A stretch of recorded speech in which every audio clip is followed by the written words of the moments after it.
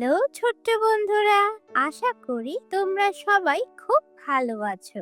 আজকের পুরো ভিডিওটি মনোযোগ দিয়ে দেখার জন্য তোমাদের আমন্ত্রণ জানানো হলো, কারণ ভিডিওর মাঝে কিছু প্রশ্ন করা হবে। যারা সঠিক উত্তর দেবে তাদের নাম পরবর্তী ভিডিওতে প্রকাশ করা হবে। তো আর দেরি না করে চলো আজকের মজার ভিডিওটি শুরু করা যাক। তার বুক উঠানামা করছে, ঘাম ঝরছে।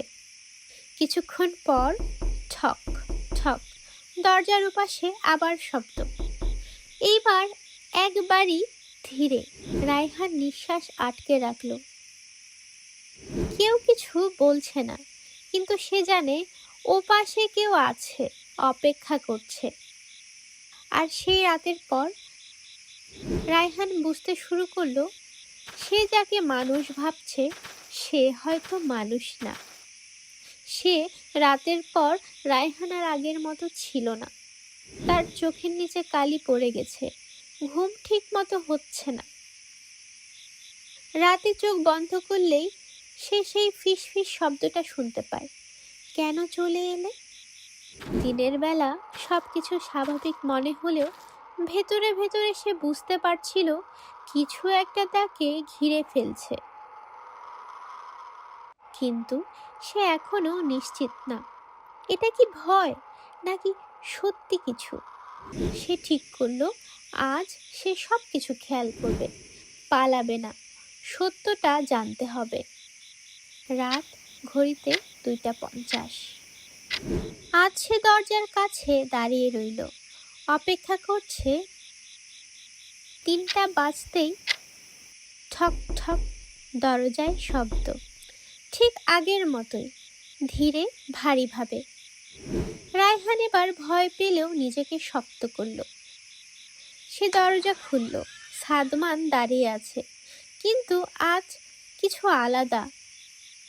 আজ সে একটু বেশি লম্বা লাগছে, অস্বাভাবিকভাবে। আর তার মাথা নিচু থাকলেও মনে হচ্ছিল সে তাকিয়ে আছে। সে হাঁটা শুরু করলো। আজ সে সিদ্ধান্ত নিয়েছে সব দেখবে। রাস্তাটা আগের মতোই নিস্তব্ধ। রায়হান ধীরে ধীরে হাঁটতে হাঁটতে পাশ ফিরে তাকালো। সাদমান তার পাশে, কিন্তু রায়হানের গলা শুকিয়ে গেল। তবুও সে হাঁটা থামালো না। মসজিদের সামনে এসে তারা দাঁড়ালো। আজ রায়হান ইচ্ছা করে আগে ঢুকলো না।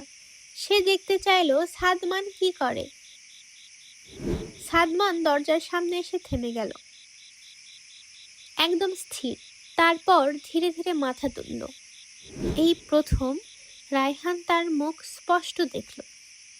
তারপর সে ভেতরে ঢুকলো। রায়হানের বুক ধড়ফড় করতে লাগলো। সে ভেতরে ঢুকলো। নামাজ শুরু হলো। সে অনুভব করলো কেউ তার খুব কাছে, তার ঠিক পাশে। নামাজ শেষ হওয়ার আগেই সে আর থাকতে পারল না। সে উঠে দাঁড়িয়ে দৌড়ে বের হয়ে গেল। মসজিদের দরজা পেরিয়ে বাইরে এসে সে থামলো না, দৌড়াচ্ছে। কিন্তু সে বুঝতে পারছিল কেউ তাকে অনুসরণ করছে খুব দ্রুত। তার কানের কাছে আবার সেই ফিসফিস। এবার দেখল রায়হান প্রায় পড়ে যাচ্ছিল। সে আরো জোরে দৌড়ালো। বাড়ির কাছে এসে দরজা খুলে ভেতরে ঢুকে পড়ল। সে বুঝে গেছে এটা মানুষ না। কিছুক্ষণ নীরবতা। তারপর দরজার ওপাশে ধীরে ধীরে একটা শব্দ, ঘস ঘস। রায়হান নিঃশ্বাস আটকে রাখল। তার চোখ দরজার দিকে। তার মনে হচ্ছিল ওপাশে যা আছে সে এখনো দাঁড়িয়ে আছে। সকাল হলো। সূর্যের আলো ঘরে ঢুকলেও তার ভেতরের অন্ধকারটা কাটল না। সে সিদ্ধান্ত নিল আজ সে সত্যটা জানবেই। যেই হোক, যাই হোক, তাকে জানতে হবে। সে ধীরে ধীরে পাশের বাড়ির দিকে গেল। সাদমানদের বাড়ি। বাড়িটা আগের মতোই, কিন্তু আজ অদ্ভুত নিস্তব্ধ লাগছিল। দরজায় নক করতেই ভেতর থেকে একটা বৃদ্ধ বের হলেন। রায়হান কাপা গলায় সাদমানের কথা জিজ্ঞাসা করলো। তার চোখে একটা অদ্ভুত বিস্ময়। তারপর ধীরে ধীরে বলল, তুমি কার কথা বলছো? রায়হান বলল, সাদমান ভাই, উনি তো প্রতিদিনই আমার সাথে।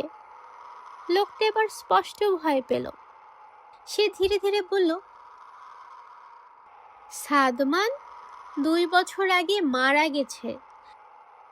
রায়হানের কানে যেন শব্দ বন্ধ হয়ে গেল, চারপাশ নিস্তব্ধ। রায়হান বলল, 2 বছর আগে মারা গেছে? তাহলে এতদিন সে কার সাথে হাঁটছিল, কার সাথে নামাজ পড়ছিল, কার সাথে কথা বলছিল? তার বুক ঠান্ডা হয়ে গেল। সে ধীরে ধীরে পেছাতে লাগলো। সে আর কিছু না বলে বাড়ি ফিরে এলো। সেই দিনটা সে দরজা বন্ধ করে কাটাল। কিন্তু রাত আবার আসবে, আর সে জানতো ওটাও আসবে। ঘড়িতে 3টা বাজলো। রায়হান চোখ বন্ধ করে শুয়েছিল। সে বের হবে না, কিছুতেই না। হঠাৎ ঠক, দরজায় শব্দ। একবার, তারপর নীরবতা। রায়হান চোখ খুলল না, সে নড়ল না। কিছুক্ষণ পর ঠক ঠক, এইবার একটু জোরে।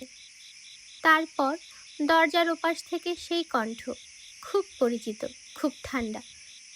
চলো, দেরি হয়ে যাচ্ছে। রায়হানের চোখ দিয়ে পানি পড়ে গেল। সে বুঝতে পারছিল ওটা এখনো এসেছে, ওটা তাকে নিতে এসেছে। কিন্তু সে চুপ করে রইল, কিছু বলল না। কিছুক্ষণ নীরবতা। তারপর দরজার নিচ দিয়ে হালকা ছায়া ভেতরে ঢুকতে শুরু করলো। মেঝের ওপর দিয়ে এগোচ্ছে। রায়হানের শরীর অবশ হয়ে গেল। সে নড়তে পারছে না। ছায়াটা তার বিছানার দিকে এগিয়ে আসছে। তার কানের কাছে আবার সেই ফিসফিস, তুমি তো আমার সাথে আসতে, এখন কেন লুকাচ্ছ? রায়হান চোখ বন্ধ করে ফেলল। ছায়াটা থেমে গেল। কিছুক্ষণ নীরবতা। তারপর সবকিছু থেমে গেল। ঠান্ডা ভাবটা মিলে গেল। রায়হান ধীরে ধীরে চোখ খুলল। ঘর ফাঁকা, কিছুই নেই। কিন্তু সে জানে এটা শেষ না। সেই রাতের পর রায়হান আর কখনো তাহাজ্জুদের জন্য একা বের হয়নি। সব সময় কাউকে সাথে নিয়ে গেছে। কিন্তু গ্রামের মানুষ এখনো বলে, রমজানের গভীর রাতে মসজিদের পথে মাঝে মাঝে দেখা যায় 2টা ছায়া হাঁটছে, একটা মানুষের আর একটা যার কোনো ছায়া নেই।